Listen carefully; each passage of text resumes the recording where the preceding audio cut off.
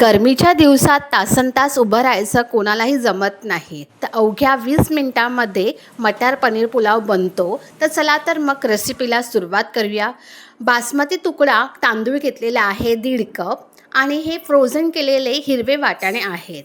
आता तांदूळ 2 ते 3 वेळा स्वच्छ धुवून घ्यायचे. अजिबात तांदूळ भिजवण्याची गरज नाही. तर कुकरमध्ये तेल घातलेलं आहे 2 ते 3 टेबलस्पून. जिरं घालायचं आणि अख्खे खडे मसाले छानपैकी परतून घ्यायचे आहे. कढीपत्ता नक्की घाला. उभा चिरलेला कांदा घेतलेला आहे, तोही तेलामध्ये चांगला परतून घ्यायचा. एक टोमॅटो उभा चिरलेला आहे, तोही चांगला परतून घ्यायचा. आलं लसूणचा ठेचा 1 चमचा घातलेला आहे, तोही चांगला परतून घ्या. हिंग, हळद, मालवणी मसाला, बिर्याणी मसाला आणि 1.5 चमचा मीठ घातलेला आहे. हे तेलामध्ये चांगलं परतून घ्यायचा. तुमच्याकडे जो काही साठवणीतला मसाला तो तुम्ही घालू शकतात.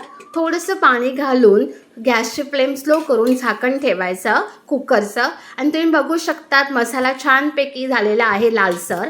मटार आणि तांदूळ छानपैकी परतून घ्यायचे. 1.5 कप तांदळासाठी मी 3 कप गरम पाणी वापरलेलं आहे. तर मी डायरेक्ट घातलेले आहे. तुम्ही तळून घेऊ शकतात पनीर.